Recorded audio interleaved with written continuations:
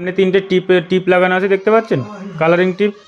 একটা আছে গ্রিন, একটা আছে লাল, সবুজ আর বেগুনি। ঠিক আছে, আমি যেগুলো বলবো, যখন যেটা বলবো তখন সেটা ডান হাত দিয়ে টাচ করতে হবে।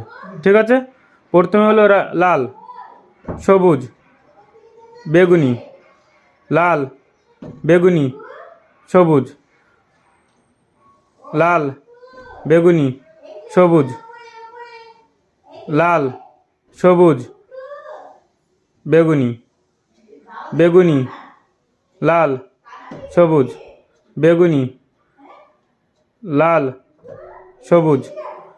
এবার বাঁ হাত দিয়ে করুন। বেগুনি, সবুজ, বেগুনি, সবুজ, লাল, বেগুনি, সবুজ, লাল, সবুজ। হলো না, দেখলেন? সবুজ, বেগুনি,